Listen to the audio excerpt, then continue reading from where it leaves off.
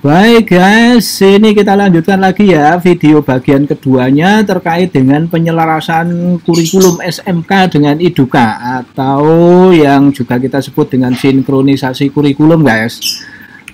Kemarin sampai di slide ke berapa ya, kita coba lihat. Ini sudah masuk ke teknis guys, bagaimana kita melaksanakan sinkronisasi atau penyelarasan kurikulum SMK itu. Nah, ini ada kita mulai dengan alternatif penyelarasan kurikulum guys. Namun sebelumnya guys, kita coba simak dulu apa yang disampaikan oleh Pak Direktur kita ini di dalam sebuah talkshow berikut ini guys. Link and match. Jadi seluruh kampus vokasi SMK, lembaga kursus pelatihan harus link and match dengan industri dan dunia kerja. Gini. Ini adalah kebijakan utama Direktorat Jenderal Vokasi. Link and match itu tidak sekedar tanda tangan MOU, foto-foto masuk koran. Enggak, itu ibarat orang berhubungan pacaran aja belum itu, baru kenalan. Link and match kami nggak hanya sekedar pacaran, tapi sampai menikah levelnya. Jadi ada paket link and match itu minimal 5 ya. Kurikulum dibikin bersama. Dosen tamu, guru tamu, minimal 50 jam per semester artinya industri ngajar di kampus atau di SMK. Magang dari awal, dirancang sejak awal. Jangan sampai tiba-tiba industri cuma disodorin magang suruh nerima, enggak. Dari awal dirancang. Jadi dari sekolah atau kampus sudah merancangnya di industri. Iya. Kemudian ini ada sertifikasi kompetensi bagi lulusan. Nah, yang jelas ada komitmen menyerap, nggak wajib sih, tapi kok menyerap lulusan. Ya ini paket link and match level menikah yang kami bayangkan itu. Sampai tambah satu lagi, mengembangkan teaching factory. Jadi teaching industry, teaching factory masuk ke dalam. Nah, untuk mewujudkan itu semua guys, tentu diperlukan sosok leadership dari seorang kepala sekolah SMK itu yang memang harus memulai guys dan proaktif bekerja sama dengan dunia usaha, dunia industri.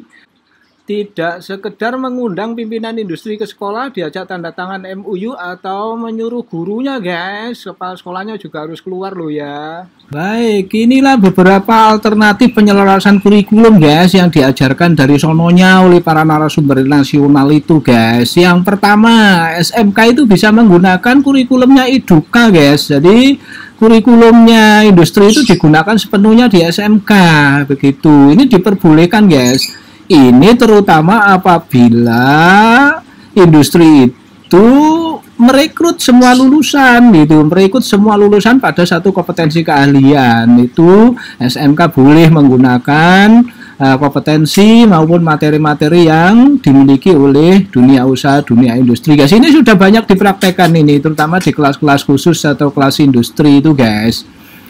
Kemudian yang kedua, SMK itu bisa menambahkan kompetensi dasar miliknya industri. Industri ini tentu memiliki SOP atau memiliki juga yaitu yang dinamakan dengan standar kompetensi kualifikasi kerja nasional itu loh guys. Itu bisa sebenarnya dimasukkan ke sini apabila dipandang jika kompetensi dasar yang dikeluarkan oleh Direktur Jenderal itu perlu penambahan begitu, artinya dirasa belum cukup bagi semua pihak.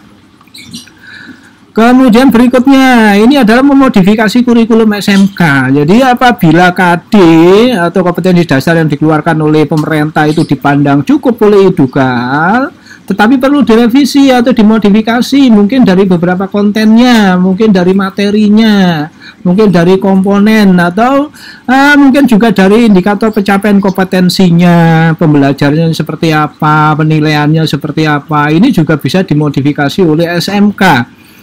Yang terakhir di sini menggunakan kurikulumnya SMK sendiri guys. Artinya bahwa kompetensi dasar seluruhnya itu adalah menggunakan yang dikeluarkan oleh peraturan pemerintah itu apabila industrinya sudah memandang cukup guys. Tapi jangan terjebak di sini guys. Biasanya kita terjebak di sini nih. Alih-alih kita cukup menggunakan kompetensi dasar yang diberikan oleh pemerintah, alih-alih tidak disinkronkan ternyata begitu, tidak disesuaikan dengan IDUKA-nya. Jadi jangan terjebak dengan yang poin keempat ini ya. Kembali lagi ke atas ini semuanya bahwa yang disinkronkan itu sekali lagi adalah kompetensi dasar dan materi serta turunannya guys. Jangan mata pelajarannya, jangan spektrumnya yang disesuaikan atau diselaraskan, karena bisa mengacaukan sistem administrasi pendidikan di SMK guys. Oke, lanjut guys. Ini adalah beberapa alternatif model pembelajaran yang bisa digunakan guys. Ini satu kelas atau satu rombel itu mempelajari kompetensi atau materi yang sama. Nah, ini artinya di dalam satu kelas itu seluruh siswa mengerjakan job atau proyek yang sama, bisa bersamaan atau bergiliran.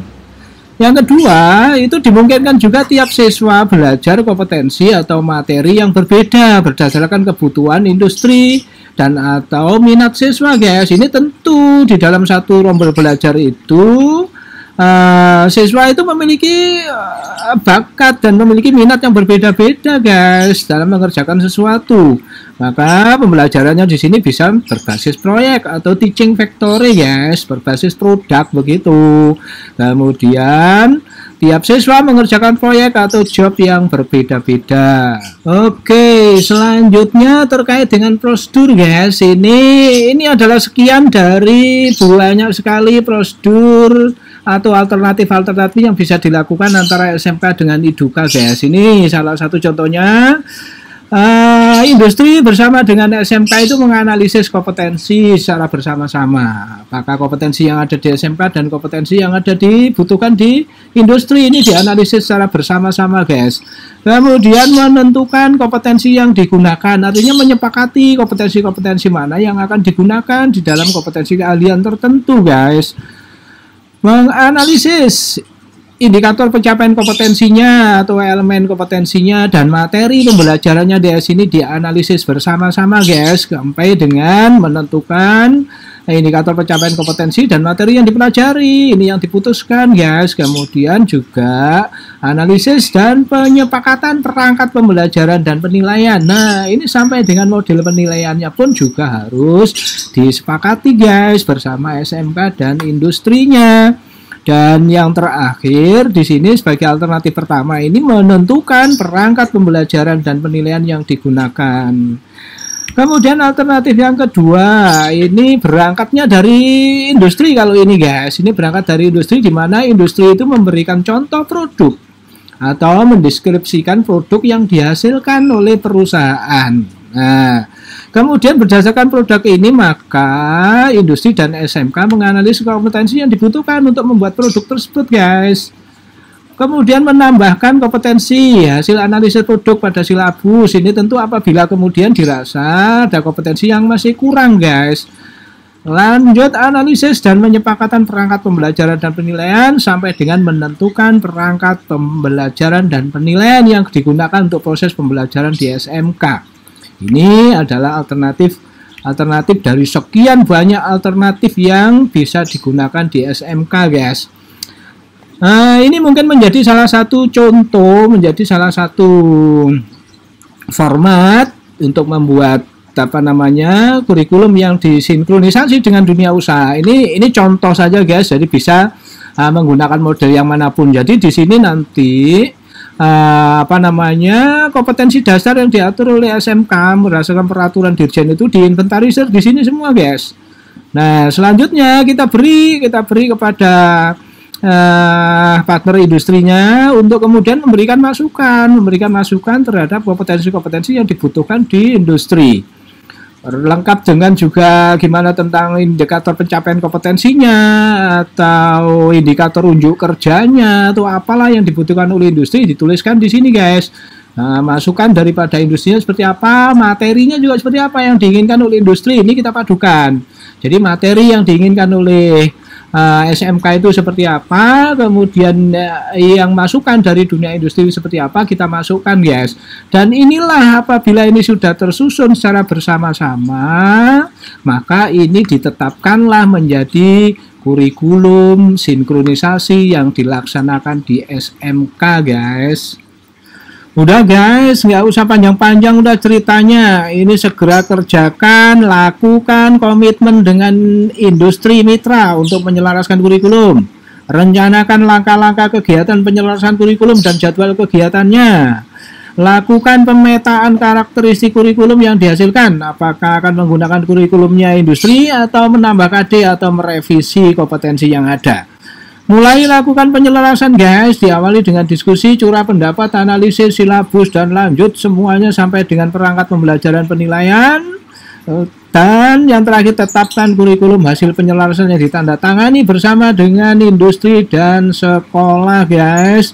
Video berikut ini adalah contoh di mana sebuah proses kawan-kawan dari industri bersama kawan-kawan guru duduk bersama-sama untuk memikirkan tentang kompetensi sampai dengan pembagian tugas loh guys. Kompetensi mana yang harus diajarkan oleh kawan industri? Ini lengkapnya lihat di video berikut ini guys. Ya, kalau sesuai di sini dia masuk kelas 1, 2, dan 3 ada semua. Jadi kita selaraskan dulu di kelas 1 dasar kompetensinya apa, di kelas 2 kompetensi kaliannya apa yang sesuai, di kelas 3 di mana. Jadi bukan di kelas 1 saja. Di sistem blok. 2 bulan kedua kami mengajar transmisi, ketiga distribusi, seperti itu. Jadi secara keseluruhan industri itu siswa sudah mengetahui. Betul. Misalnya kompetensi dasar keahliannya, kompetensi keahliannya apa, waktu yang diberikan pas tidak dengan ketuntasan materi yang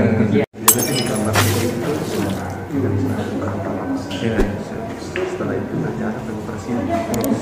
Jadi kalau yang jadi sebelum kita masuk pengoperasian